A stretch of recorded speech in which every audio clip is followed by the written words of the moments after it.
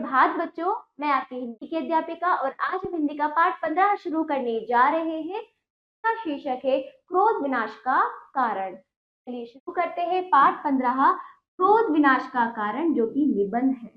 पाठ का परिचय देखिए। क्रोध विनाश का कारण है ऋषि मुनि मनुष्य को क्रोध का त्याग करने का उपदेश देते आए हैं। क्रोध को यदि सकारात्मक रूप से प्रयोग किया जाए तो मनुष्य अपने अंदर की निराशा से बच सकता है। इसके विपरीत जब मनुष्य क्रोध का नकारात्मक उपयोग करता है, गलत तरीके से उपयोग करता है, तो यही क्रोध मनुष्य का बहुत बड़ा नुकसान कर देता है। प्रस्तुत पाठ में क्रोध से होने वाली हानियों का विस्तृत वर्णन है। चलिए शुरू करते हैं। हमारे वेदों में क्रोध के विषय में कहा गया है मां क्रुधः है। मां क्रुधः है जिसका अर्थ है क्रोध मत करो। जरूथम हन यानी क्रोध को मार। जरूथम हन का अर्थ है क्रोध को मार। अगला देखिए, अकुपियंत है कुपाय कुहे। अकुपियंत है कुपाय कुहे का अर्थ है हमें क्रोध नहीं करना चाहिए। तरह से वेदों में संस्कृत में लिखा होता है, वेद हमारा, इनका हिंदी अनुवाद बताया गया है संस्कृत शब्दांश। क्रोध मत करो, क्रोध को मार और हमें क्रोध नहीं करना चाहिए, ये हमारे वेदों में लिखा हुआ है, तो हमें ऋषि मुनि बताते आए हैं। नीचा यक्ष तृतीयंत का अर्थ है हे प्रभु, सेना के समान हम पर आक्रमण करने वाले काम, क्रोध आदि अनुसार भाव को नीचा दिखा दो, उन्हें परास्त कर दो। इन मंत्रों के द्वारा यह बताने का प्रयास किया गया है कि हमें क्रोध नहीं करना चाहिए, क्योंकि यह मनुष्य के लिए हर तरह से विनाशकारी है। क्रोध के विषय में यजुर्वेद के मंत्रों में कहा गया है। ये भी हमारा क्या है, ये वेद है, वेद यजुर्वेद, ऋग्वेद यजुर्वेद सामवेद, कई प्रकार के वेद होते हैं। यजुर्वेद के अंदर मंत्र में कहा गया है कि हे जगदीश्वर, आप दुष्टों पर क्रोध करने वाले हैं, बुरे लोगों पर क्रोध करने वाले हैं, जो बुरे हैं, बुरा करते हैं। मुझे भी दुष्टों पर क्रोध करने की सामर्थ्य दीजिए। पुरुषार्थी मनुष्य नीति कुशल और कर्म कुशल होकर दुष्टों पर क्रोध करते हैं, वे संग्रामों में विजयी रहते हैं। जो पुरुषार्थी महान व्यक्ति होते हैं वो बुरे लोगों पर क्या करते हैं, बुरे लोगों पर, दुष्टों पर क्रोध करते हैं और उनको अपने रास्ते से हटा देते। तो हमारे अंदर भी वो सामर्थ्य हो कि हम बुरे और बुराई का सामना कर सकें। ठीक है। अनितिज्ञ पुरुष यथावत क्रोध ना करके दरिद्र और बुद्धिहीन हो जाते हैं। इस तरह से जो अनितिज्ञ पुरुष यथावत क्रोध ना कर मतलब जो लोग अनितिज्ञ पुरुष यथावत क्रोध ना करके दरिद्र और बुद्धिहीन हो जाते हैं, है ना। जहां क्रोध की जरूरत है, जहां आपको लगता है गलत हो रहा है, आप उससे आवाज नहीं उठा रहे हो, वहां आप चुप हो, वहां पे आप क्रोध नहीं कर रहे हो। और जहां आपको क्रोध की जरूरत नहीं, वहां बेवजह आप क्रोध कर रहे हो, तो क्या है, वो महान पुरुष है जो क्रोध करते हैं, गलत का सामना करते हैं, गलत चीजों को अपने रास्ते से हटाते हैं। और जो अनितिज्ञ पुरुष होते हैं वो यथावत इस तरह से क्रोध ना करके बुद्धिहीन हो जाते हैं, है ना। क्रोध दो प्रकार का होता है। पहला क्रोध वह है जो काम, लोभ, मोह, ईर्ष्या, द्वेष, अभिमान, मानसिक कष्ट, पाप की कमाई, चिंता, बीमारी, पश्चाताप आदि के कारण उत्पन्न होता है। पहला दो प्रकार के क्रोध होते हैं। तो इस प्रकार के अवगुणों को अपने अंदर लेके रखते हैं। मोह, ईर्ष्या, जिनके अंदर मोह, ईर्ष्या होता है, वो यदि उनकी कोई बात पूरी ना हो, यदि उनकी कोई इच्छा पूरी ना हो, तो उनमें क्या आ जाता है, क्रोध, गुस्सा आ जाता है। इस तरह के क्रोध में अपना निजी स्वार्थ होता है, अपने बारे में सोचते। यदि यह स्वार्थ पूरा नहीं होता तो इससे परिवार, समाज और देश का अहित हो सकता है। यह क्रोध बेकाबू होता है, आगे जाके क्रोध क्या होता है, बहुत बढ़ जाता है तथा इसमें मनुष्य की बुद्धि नष्ट हो जाती है। जिसके परिवार में क्रोध प्रवेश करता है उसके परिवार में धन, विद्या तथा अन्य प्रकार की शक्तियां नष्ट हो जाती है। जिनके परिवार में ऐसे लोग रहते हैं जो केवल स्वार्थ के ऊपर एक दूसरे पे क्रोध करते हैं, एक दूसरे पर क्या करते हैं, एक दूसरे का बुरा करते हैं, गुस्सा करते हैं, तो उनके घर में ना तो धन आता है, ना विद्या आती है, ना ज्ञान होता है, सब क्या नष्ट हो जाता है। वह अवगुण युक्त और विनाशकारी हो जाता है। उनका जीवन क्या हो जाता है, उनके अंदर अवगुण होते हैं, किसी प्रकार का गुण नहीं होता और उनका जीवन विनाशकारी हो जाता है, खत्म होने की कगार में होता है। ना उनका कभी क्या होता है, ना उनका जीवन कभी सफल नहीं हो पाएगा जब यदि उनके घर में व्यक्ति अपने स्वार्थ के लिए क्रोध करता रहे। दूसरे प्रकार के क्रोध को मन्यु उचित क्रोध कहते हैं। क्या कहते हैं? उचित। वेदों में इस बात पर बल देते हुए कहा गया कि हे प्रभु, आप दुष्टों पर क्रोध करने वाले हैं, आप मुझ में भी दुष्टों पर क्रोध करने की सामर्थ्य दीजिए। यानी कि आप बुरे लोगों पर क्रोध करते हैं तो मुझ में भी वो क्षमता सामर्थ्य हो कि मैं बुरे लोगों पर क्रोध करूं और उनको समझाऊं कि ये गलत है, उनमें वो बुराई खत्म करूं, उनको उस बुराई का सामना करूं, है ना। इस तरह से वो मेरे अंदर वो क्षमता हो, सामर्थ्य हो। ईश्वर का रूप रुद्र है, रुद्र भी है। ईश्वर का रूप रुद्र भी है। रुद्र का अर्थ है दुष्टों को रुलाने वाला। जो बुरे पापी लोग होते हैं ईश्वर उनको रुलाता है।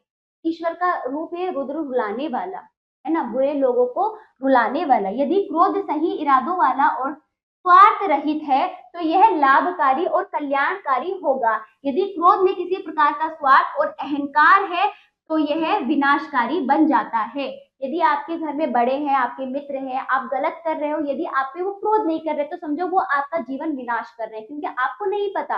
आप गलत, क्यों इंसान जो करता है उसको नहीं पता होता जब वो ना समझे। लेकिन हमारे सहपाठी, हमारे बड़े हमें टोकते हैं, रोकते हैं, गलत काम पे क्रोध दिखाते हैं, गुस्सा करते हैं, वो उचित है कि हमें पता चले कि हम गलत कर रहे हैं। वहीं अगर हमें नहीं रोका जाए, नहीं टोका जाए तो हमारा जीवन किस ओर चल पड़ेगा? विनाश की ओर, है ना।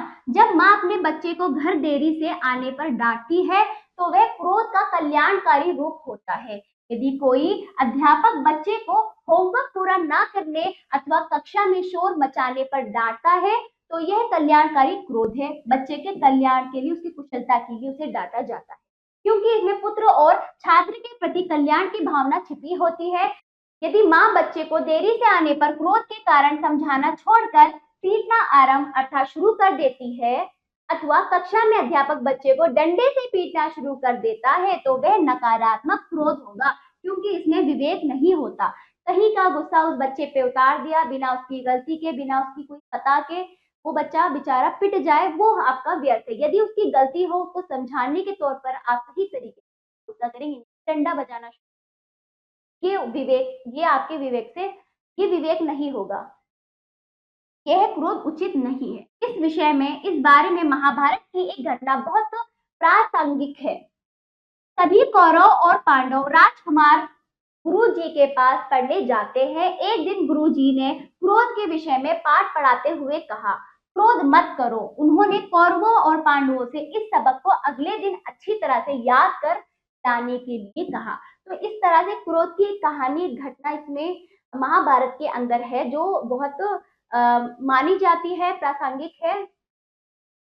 जो देखिए क्या है इसमें कहानी में, सभी कौरव पांडव राजकुमार गुरु जी के पास क्या जाते हैं? शिक्षा दीक्षा लेने जाते हैं। गुरु जी उनको पाठ पढ़ाते, क्रोध मत करो। इस पाठ को वो याद करके आने के लिए कहते हैं। अगले दिन सब राजकुमार गुरु जी के पास गए तो गुरु जी ने पूछा, क्या सबक याद हो गया? क्या सबक याद हो गया? कल वाला अर्जुन, भीम, नकुल और सहदेव ने सबक याद कर लिया था, उन्होंने सुना दिया, क्रोध मत करो। गुरुजी ने उन्हें शाबाशी दी। फिर उन्होंने युधिष्ठिर से पूछा, युधिष्ठिर क्या सबक याद हो गया? फिर युधिष्ठिर कहता है, नहीं गुरुजी, अभी याद नहीं हुआ, कल सुना दूंगा, युधिष्ठिर ने उत्तर दिया। गुरुजी को क्रोध तो बहुत आया, किंतु उन्होंने युधिष्ठिर को उस दिन कुछ नहीं कहा। मतलब एक दिन की छूट दे दी, चलो कोई बात नहीं, लेकिन क्रोध आया क्योंकि उनका कहना नहीं माना। अगले दिन भी युधिष्ठिर सबक नहीं सुना सके। इस तरह 3 दिन बीत गए, किंतु युधिष्ठिर को यह सबक याद नहीं हो सका। गुरुजी ने गुस्से में कहा, युधिष्ठिर कल यह सबक जरूर याद करके आना। फिर से उनको समझाया कि कल जरूर याद करके आना है। उसी दिन शाम को युधिष्ठिर कौरवों के पास गए। दुर्योधन युधिष्ठिर से बहुत चिढ़ता था। उसने युधिष्ठिर को बहुत गालियां दी, तरह तरह के ताने दिए। गालियां सुनकर युधिष्ठिर को क्रोध आ गया। इस तरह से उसको क्या हो गया? उसकी गालियां सुनकर युधिष्ठिर को क्या आ गया? क्रोध आ गया। अगले दिन युधिष्ठिर ने जब सबक नहीं सुनाया तो गुरुजी का पारा चढ़ गया और उन्होंने युधिष्ठिर के गाल पर कई चपत रसीद करते हुए कहा, थप्पड़ मारते हुए कहा, मूर्ख, ना आसान सबक भी तुझे याद नहीं होता? दिन भर क्या करता रहता है? युधिष्ठिर कुछ नहीं बोले, चुप रहे और सिर झुकाकर खड़े रहे। दुर्योधन तिरछी दृष्टि से युधिष्ठिर को मार खाते हुए देखता रहा और प्रसन्न होता रहा, क्योंकि दुर्योधन उनसे नफरत करता था, घृणा करता था। ठीक है, तो इस तरह से उनकी पिटाई देखकर वो बहुत क्या हुआ? प्रसन्न हो गया। कौन? दुर्योधन। जब अगले दिन युधिष्ठिर गुरुजी के पास पहुंचे तो वह उस दिन भी सबक नहीं सुना सके। अब गुरुजी के सब्र का बांध टूट गया। उन्होंने आओ देखा ना ताव देखा युधिष्ठिर के चांटे लगाने शुरू कर दिए। ना इधर देखा ना उधर देखा, कहाँ लग रही कहानी, तो इधर उधर ना देखकर लगातार उनकी पिटाई कर दी। युधिष्ठिर गाल पर चांटे लगवाते रहे और मुस्कुराते रहे। गुरुजी हैरान परेशान, मैं तो इसे चांटे पर चांटे लगा रहा हूँ और यह मुस्कुरा रहा है। इस तरह से मैं तो इसे चांटे पे चांटे लगा रहा और ये मुस्कुरा रहा है। युधिष्ठिर, क्या तू मूर्ख है? मैं तेरे चपत लगा रहा हूँ और तू मुस्कुरा रहा है। इससे अच्छा तो अपना सबक याद कर लेता, गुरुजी ने कहा। गुरुजी गुरुजी, मैं इसलिए मुस्कुरा रहा हूँ कि आपने ही तो मुझे सिखाया था कि क्रोध मत कर। आज इतने चांटे लगवा कर भी मुझे क्रोध नहीं आया। आज मैं कह सकता हूँ क्रोध मत कर। युधिष्ठिर गुरुजी के सामने हाथ जोड़ते हुए बोले, इसका अर्थ यह हुआ कि तुझे यह सबक याद था? गुरुजी आश्चर्य में बोले, हैरान में बोले, इसका मतलब तुझे ये सबक याद था? आज तूने उसका उदाहरण जीता जागता एक उदाहरण दे दिया। याद तो मुझे पहले ही दिन हो गया था, किंतु मैं इसे तब तक नहीं सुना सकता था जब तक मैं स्वयं क्रोध पर नियंत्रण करना नहीं सीख जाता। याद तो मुझे हो गया, लेकिन ये चीज मुझे अपने व्यवहार में लानी है ना। अब मैं क्रोध पर नियंत्रण करना सीख गया हूँ, इसलिए अब मैं यह कह सकता हूँ कि क्रोध मत कर। मुस्कुराते हुए युधिष्ठिर ने गुरुजी से कहा। गुरुजी आगे बढ़े और उन्होंने युधिष्ठिर को गले से लगाते हुए कहा, बेटा मैं समझ गया, तुम तो इस सबक को पहले ही दिन से जानते थे। वह तो मैं मूर्खता, मतलब अपने आप को, वो स्वयं को मूर्ख कहते हैं, मूर्ख था। वह तो मैं मूर्ख था जो इस सबक को भूल गया था। तुमने मुझे ये सबक सही तरीके से याद करवा दिया, इसके लिए धन्यवाद। क्योंकि देखो गुरुजी उनको तो कह रहे थे क्रोध मत कर, क्रोध मत कर, और स्वयं क्या कर रहे थे? उन पर क्रोध कर रहे थे। और जबकि वो पिटाई खा रहे थे, थप्पड़ खा रहे थे, वो हंस रहे थे। तो किसने सीखा सही सबक? गुरुजी को। गुरुजी को क्रोध आ रहा था और युधिष्ठिर ने सबक सीख लिया। चाटे खाने पर भी वो मुस्कुरा रहे। इसी तरह रामायण से जुड़ी एक लघु कथा क्रोध को और अधिक स्पष्ट कर देती है और अच्छे से समझा देती है। राम लक्ष्मण को वनों में ले जाकर उनसे राक्षसों का संहार करवाने वाले विश्वामित्र आरंभ में बहुत क्रोधी थे। शुरू में उनको बहुत क्रोध आता, उन्हें यह लगता था कि वशिष्ठ के कारण ही कोई उन्हें ब्रह्म ऋषि नहीं कहता, है ना। तरह से वशिष्ठ वशिष्ठ का अर्थ है जो सबसे बड़े वो होते हैं ऋषि, को बहुत ज्यादा ज्ञान होता है। तो इनके कारण ये ज्यादा पुराने नहीं थे, है ना। जो पुराने और ज्यादा ज्ञानी थे उनको सब ब्रह्म ऋषि कहते थे, इसलिए इनको होता था दुख कि मुझे कोई क्यों नहीं कहता, है ना। एक बार किसी बात पर उन्हें वशिष्ठ पर बहुत क्रोध आ गया। उन्होंने सोच लिया कि यदि मैं वशिष्ठ को मार डालूं तो मुझे ब्रह्म ऋषि कहा जाएगा, राज ऋषि कहने वाला कोई नहीं रहेगा। इस तरह से उनको वशिष्ठ ऋषि से क्या था, नफरत होने लगी, उन पर क्रोध आने लगा कि सब उनको कितना मानते, मुझे नहीं मानते तो मैं इनको क्या कर दूंगा, वो खत्म कर दूंगा और फिर राज ऋषि कहने वाला कोई नहीं रहेगा। ऐसा सोचकर एक दिन विश्वामित्र उस पेड़ के ऊपर जा छिपे जिसके नीचे वशिष्ठ अपने शिष्यों को पढ़ाया करते थे। विश्वामित्र ने सोचा कि जैसे ही वशिष्ठ के शिष्य पढ़ाई पूरी करके वापस जाएंगे तो वह नीचे कूदेंगे और वशिष्ठ को मार डालेंगे। थोड़ी देर में वशिष्ठ आए और अपने शिष्य यानी शिष्य यानी उनके चेले शिष्यों को पढ़ाने, उनके जो स्टूडेंट थे उनको पढ़ाने लगे। इसी बीच वशिष्ठ के एक शिष्य ने चांद को निकलते देखकर कहा, गुरुजी कितना मधुर चांद है। चांद को निकलते हुए देखा कि कितना मधुर चांद है। वशिष्ठ ने मुस्कुराते हुए कहा, हाँ तुम ठीक कहते हो, किंतु यदि तुम ऋषि विश्वामित्र को देखोगे तो इस चांद को भूल जाओगे।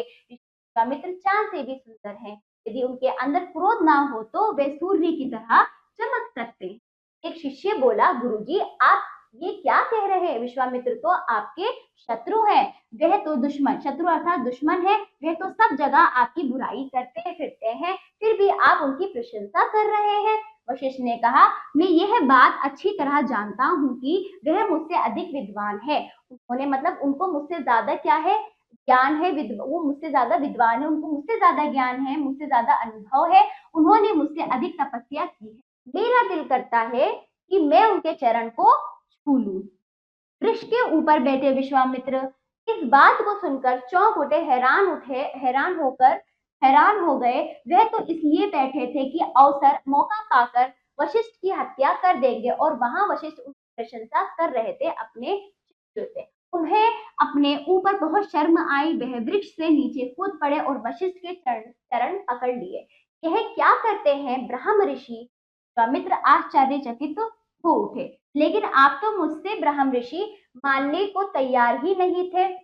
लेकिन आप तो मुझे ब्रह्म ऋषि मानने को तैयार ही नहीं थे, आज आप ऐसा क्यों कर रहे हैं? मतलब कि आपने तो कभी मुझे ब्रह्म ऋषि माना नहीं, तो आप मुझे इतना अच्छा क्यों कह रहे हैं अपने शिष्यों से कि ब्रह्म ऋषि क्यों कह रहे हैं? मैं ऐसा नहीं करता था, किंतु आज से आपको ब्रह्म ऋषि कहूंगा, क्योंकि आज से आपका चाडाल्ड, ठीक है, चाडाल का अर्थ है क्रोध, आज से आपका क्रोध बाहर निकल गया है, अब आप ब्रह्म ऋषि कहलाने के अधिकार हो गए हैं, वशिष्ठ ने कहा। ठीक है, फिर महाभारत और रामायण से जुड़ी दो घटनाएं क्रोध को अधिक स्पष्ट कर देती है। इन दोनों घटनाओं से स्पष्ट होता है, साफ हो जाता है कि यदि क्रोध को अच्छी तरह प्रयोग किया जाए तो यह कल्याणकारी बन जाता है, और यदि क्रोध को निजी स्वार्थ और किसी बुराई के लिए प्रयोग किया जाए तो यह विनाशकारी बन जाता है। महात्मा गांधी अहिंसा के पुजारी थे, है ना, उनको लड़ाई झगड़ा हिंसा करना पसंद है ना, वो अहिंसा के बल पर हर एक काम करते थे, आराम से हर चीजों को अपनी बात मनवाने को, अंग्रेजों के सामने अपनी बातों को रखा गया, मनवाया गया, आशावादी थे। ये कभी भी क्रोध नहीं करते थे। उन्होंने कहा था यदि कोई तुम्हारे एक गाल पर तमाचा मारे तो तुम और अपना दूसरा गाल भी कर दो, है ना, ऐसा उनका कहना था। गांधी जी ने अपने जीवन से क्रोध को दूर ही रखा, यही कारण है कि उन्होंने अपने जीवन में बड़ी से बड़ी सफलता पाई। फिर भी जीवन में अनेक अवसरों अर्थात मौकों पर क्रोध को बहुत आवश्यक मानते थे। मतलब कहीं कहीं वो, वैसे तो वो अहिंसावादी थे, क्रोध नहीं करते, लेकिन जहाँ जहां उनके अधिकारों का हनन होता था वहां वो अपने क्रोध को दिखाना जरूरी समझते थे। उन्होंने एक स्थान पर कहा कि क्रोध भयंकर विष के समान है, यह ऐसा नशा है जो भला बुरा सोचने की शक्ति नष्ट कर देता है। जिसमें क्रोध होता है उसको पता नहीं रहता कि क्या अच्छा क्या बुरा क्या भला, है ना, व्यक्ति इसके नशे में आकर अपने प्रिय मित्रों का भी त्याग कर देता है। रावण ने क्रोध और घमंड में आकर ही विभीषण, हनुमान और अंगद के इस अनुरोध को ठुकरा दिया था कि यदि लंका को विनाश से बचाना है तो सीता को वापस लौटाकर श्री राम से क्षमा मांग लो। तो रावण ने ऐसा नहीं किया था, वो अपने घमंड और क्रोध, अपने अहंकार में डूबा हुआ था, उसने नहीं मानी। रावण ने इन लोगों को समझाने का विपरीत अर्थ लिया, है ना, ये लोग इसके भले के लिए समझा रहे थे, लेकिन रावण ने इसका उल्टा अर्थ लिया। उसने अपने सगे भाई विभीषण को लात मार दी, राम भक्त हनुमान की पूंछ में आग लगा दी और बाली पुत्र अंगद को पैर सहित उखाड़ने की कोशिश। इसका परिणाम यह हुआ कि विभीषण रावण के अंत का कारण बना। उसी ने श्री राम को बताया कि रावण की नाभि में अमृत है, अग्नि बाण मारकर इसे सुखाने से रावण का अंत हो जाएगा। तो रावण किसी भी तरह से मरता नहीं था, लेकिन उसके छोटे भाई ने, जो कि रावण ने उसको लात मारी थी, उसने जाकर राम को बता दिया कि मेरा भाई इसी प्रकार मरेगा, उसके पेट में क्या अमृत है, उस अमृत को निकालकर सुखाने तो वो क्या है, मर जाएगा। तो उसने क्या अपने भाई से दुश्मनागी बोली क्रोध के कारण, और उसका भाई उसका शत्रु बन गया। हनुमान की पूंछ में आग लगाने का परिणाम यह हुआ कि हनुमान ने आग लगी पूंछ की मदद से रावण की सारी लंका जला डाली।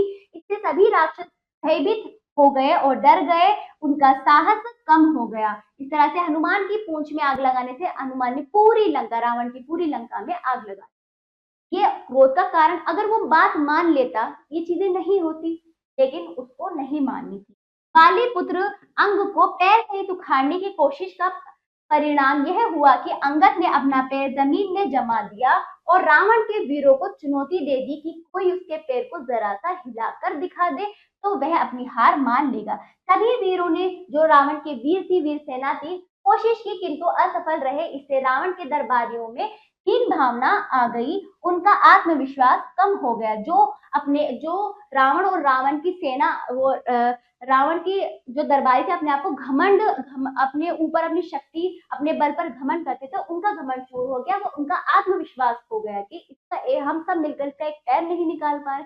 इस तरह से रावण की लंका और लंका वासियों की, जो उसके सैनिक थे व उसके दरबारी थे, सबका क्या हो गया, आत्मविश्वास हो गया, खत्म हो गया, उसकी सारी शक्ति बल सब कुछ चूर चूर हो गई। वो बहुत घमंडी और क्रोध वाला था। यही क्रोध दुर्योधन और उसके परिवार के अंत का कारण बना। महाभारत के युद्ध से पहले जब श्री कृष्ण ने दुर्योधन से कहा कि वह पांडव को 5 गांव देकर समझौता कर ले, तब उसने कहा वह बिना युद्ध के सुई की नोक के बराबर भी जमीन का टुकड़ा भी पांडवों को नहीं देगा। साथ ही उसने श्री कृष्ण को भी बहुत भला बुरा कहा।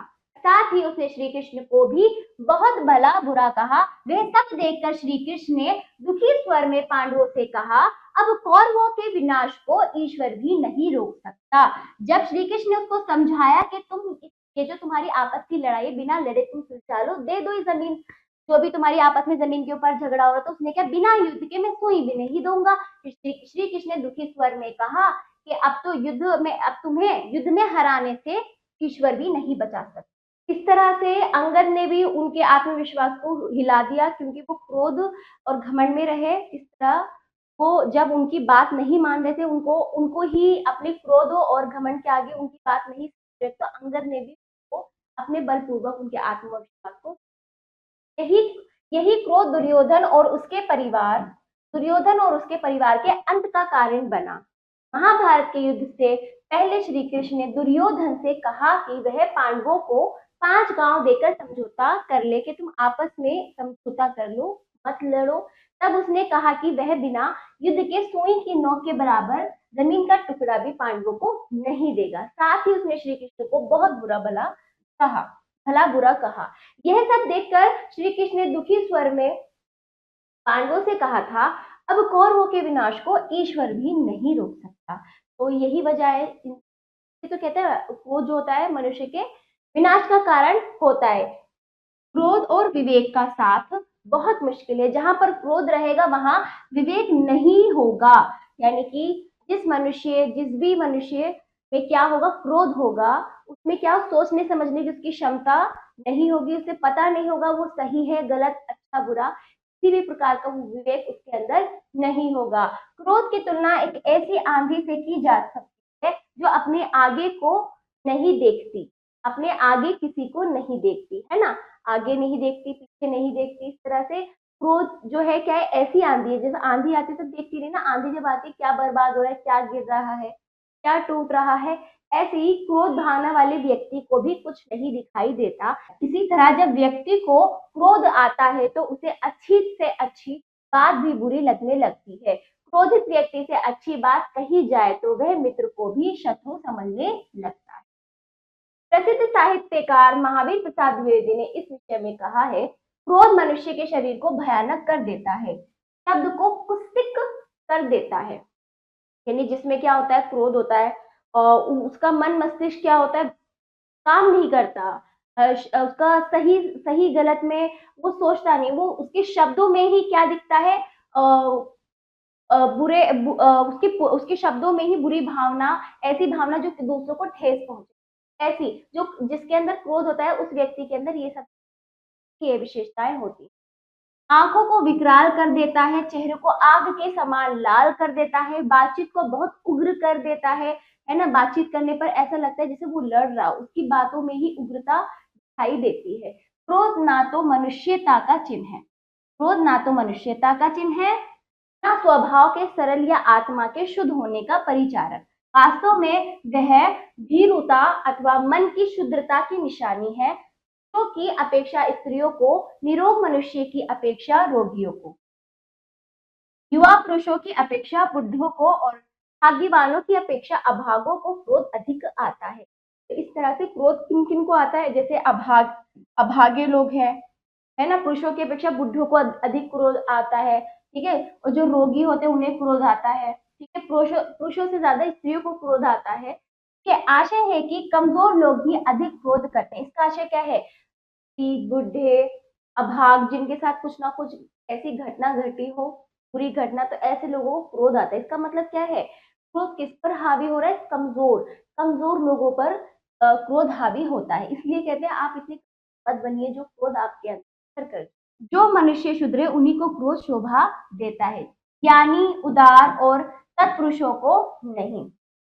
हाँ, जो मनुष्य शुद्र है, यानी कि अभागी व्यक्ति, रोगी व्यक्ति, कमजोर व्यक्ति, है ना, इस तरह से वो समाज में पिछड़ा व्यक्ति जो होता है उसको क्रोध शोभा देता है, यानी कि उसको कहीं भी किसी तरह की मान्यता नहीं मिलती, वो सम्मान नहीं मिलता, वो तो क्रोध हो सकता है इस वजह से कर ले। बाकी अगर ज्ञानी है, उदार है, तत्पुरुष, महान महान व्यक्ति भी अगर क्रोध करने लगे तो उनके ज्ञान, उदारता और महान पुरुष होने का कोई फायदा नहीं है। ज्ञानी, उदार और तत्पुरुष लोगों को क्रोध नहीं होना चाहिए। ये उनकी अ, ये उनकी पहचान है नहीं। अगर उनके अंदर क्रोध है तो ना तो ज्ञानी कहलाएंगे, ना उदार, ना महान पुरुष कहलाएंगे। क्रोध व्यक्ति को घमंडी और वाचाल बना देता है। घमंड के नशे में वे व्यक्ति अपनी मनमानी करने लगता है, अपनी ही बात मनवाता है, अपनी ही बात रखता है और अपनी वाचाल होकर वे अवसर नहीं देखता और कुछ भी कहने लगता है। जिसको क्रोध आता है वो कुछ भी बकने लगता है, किसी के बोल उसको भारी पड़ जाते हैं।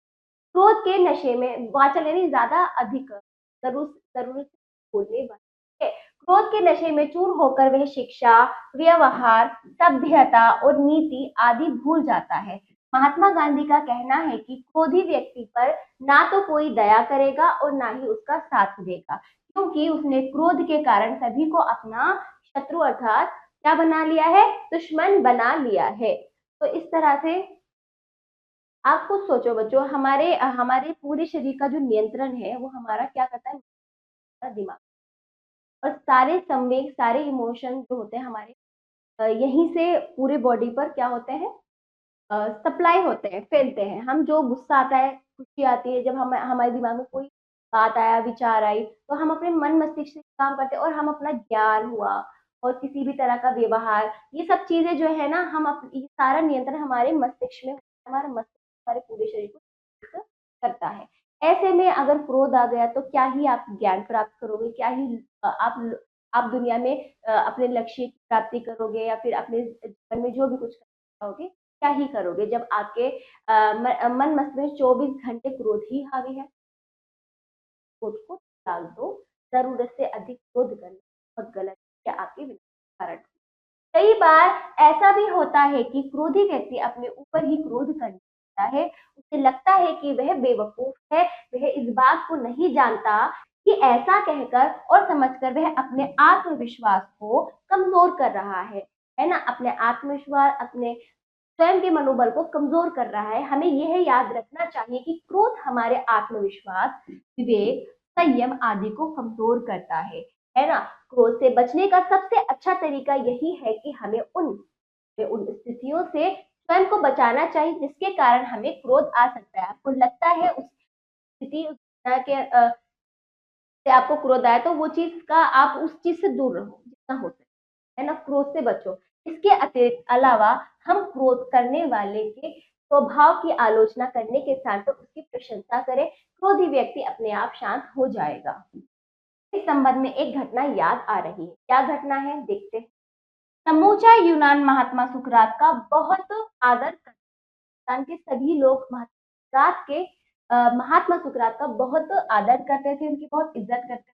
लेकिन उनकी पत्नी की, सुकरात की पत्नी क्रोध की साक्षात मूर्ति, कोई भी बहाना बनाकर सुकरात से हर समय लड़ाई झगड़ा करती रहती थी। उदाहरण के लिए यदि सुकरात मौन अवस्था में बैठ जाते तो वह चिल्लाने लगती, यह व्यक्ति हर समय जो बैठा रहता है, इसने मेरा जीवन दूभर बना दिया है, मैं इसके साथ नहीं रह सकती। इस तरह से उनको ताना कसती थी कि ये व्यक्ति कभी मतलब चुप ही रहता है, मेरा जीवन क्या बना दिया, मुश्किल बना दिया है, दूभर बना दिया है ना, खराब कर दिया है। इस तरह से कि बात नहीं करता, बोलता नहीं। एक तो यह है कि व्यक्ति बोल रहा है तो लड़ाई होती थी, चुप भी रहते तो इनकी पत्नी लड़ने का प्रयास करती, क्रोध कर कर उनसे लड़ने का प्रयास करती थी। यदि सुकरात किसी पुस्तक का अध्ययन करने बैठते तो वे जोर जोर से चिल्लाते हुए कि यदि इन्हीं पुस्तकों के साथ जीवन बिताना था तो मुझसे विवाह क्यों किया।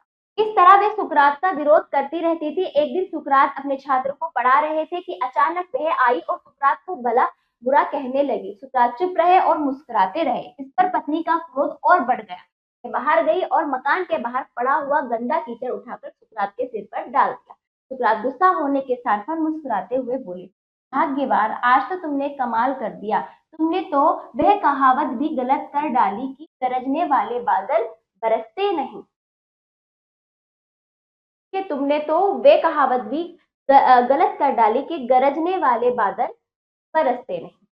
तो इस तरह से उन्हें उनके क्रोध को इतना मतलब उनके ऊपर कीचड़ डाली, फिर भी अपने क्रोध पे नियंत्रित करते हुए उनको ये बात बोली। भाग्यवान, इतने प्यार से बोली, उनको क्रोध आया ही नहीं सुकरात को। सुकरात का एक छात्र बहुत देर से अपने गुस्से पर नियंत्रण पाने की कोशिश कर रहा था। सुकरात के सिर पर गंदा कीचड़ पड़ते ही वह जोर से चिल्लाकर बोला, यह स्त्री आपके। सुकरात ने उस छात्र को समझाते हुए कहा, ऐसा नहीं है, वे पूरी तरह योग्य।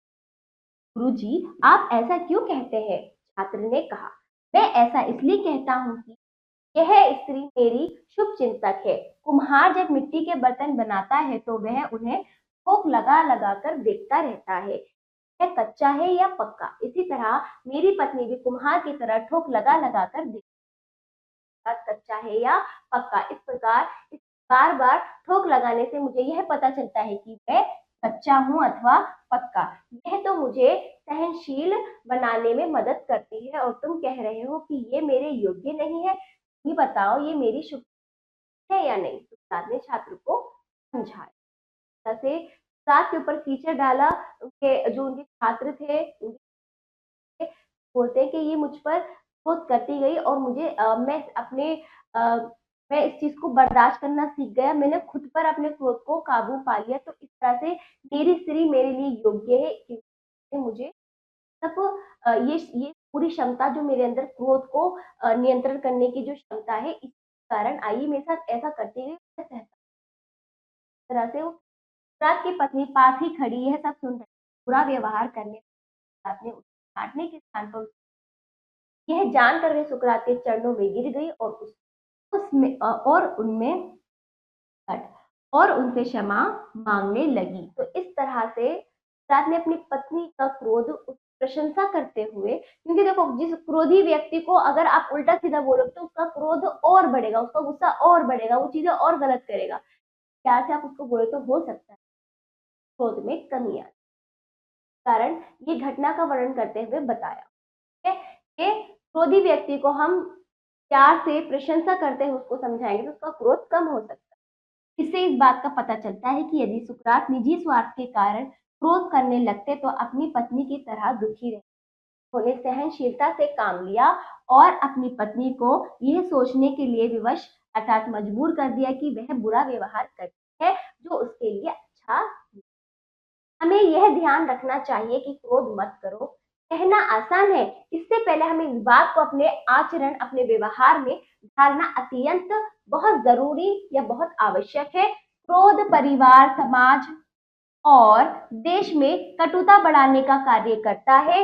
एक दूसरे से क्रोधित होकर बुरा भला कह देना, बिना किसी वजह के दूसरे का अपमान कर देना बहुत बुरी बात है। इस तरह से क्रोधित गुस्से में आकर आप किसी को बुरा भला कह रहे हो जबकि उसकी कोई गलती नहीं, कोई वजह नहीं, तो ये बहुत बहुत गलत बात है। ऐसा नहीं करना चाहिए। ऐसे तो आपके हर कोई व्यक्ति आपका क्या बन जाएगा? शत्रु बन जाएगा। क्रोध आने पर तत्काल प्रतिक्रिया दिखाने से विनाश होता है। लोहे से लोहा टकराता है तो उससे केवल टंकार पैदा हो सकती है। हमें इस टंकार से बचने का प्रयास करना चाहिए। यदि कुछ समय के लिए इस टंकार से बचा जाए तो विनाश टल सकता है। संसार में जिन महापुरुषों ने ऐसा करने की कोशिश की है वे इतिहास में अमर हो गए, तो इसकी चपेट में आ गए, उनका विनाश हो गया। याद रहे, क्रोध केवल उन्हें आता है जिनमें सहनशीलता नहीं होती। धर्म, पुण्य, यज्ञ और दान करने से सहनशीलता नहीं आती है ना। यानी कि आप धार्मिक है, पुण्य के काम कर रहे हैं, यज्ञ तब सब कुछ कर रहे हैं, दान दुनिया सब कर रहे हैं, लेकिन आपका इनसे क्रोध क्या होगा? आपका क्रोध नियंत्रित होगा, है ना। क्रोध तो आपको खुद की सहनशीलता से बर्दाश्त करना, अपने आप में नियंत्रित करना, ये तो आपके हाथ में, आपको स्वयं करना पड़ेगा।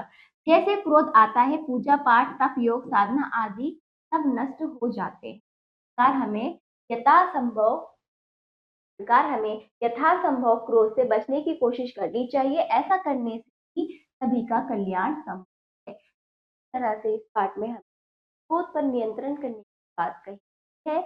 कई सारे उदाहरण दी गई, सच्ची घटनाएं दी गई जिससे सीख कर समझकर कि हमें क्रोध क्यों करना चाहिए, कहाँ करना चाहिए, कितना करना चाहिए, इस पाठ में हम हाँ, और क्रोध का जो व्यक्ति क्रोधित होता है उसका क्या होता है, उसका क्या परिणाम है, ये सब हमने इस पाठ में बहुत अच्छे से जान लिया, है ना।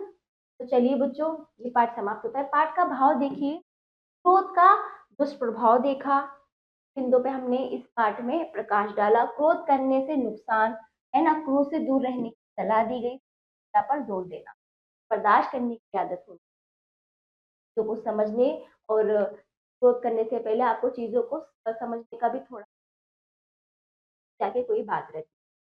शब्दकोश देखिए, ईर्ष्या, जलन, अभिमान, घमंड, पश्चाताप, पछताना, विनाशकारी, विनाश करने वाला, प्रासंगिक, प्रसंग के अनुसार, विपरीत, उल्टा, भयभीत, डरा हुआ, साहस, हिम्मत, शुद्धता, नीचता, भीरुता, कायरता, दूभर, मुश्किल, निजी, अपना, विवश, मजबूर, लाचार, शुभ चिंतक, भला चाहने वाला। फिर आपने क्या सीखा? मौखिक, और ये मौखिक है, प्रश्नों इनका उच्चारण करें प्रश्नों बोलकर। लिखिता जी बहुविकल्प प्रश्न तल पर लगाइए।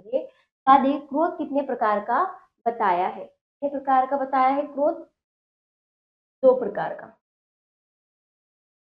हाँ देखिए, दूसरे प्रकार के क्रोध को क्या कहते हैं?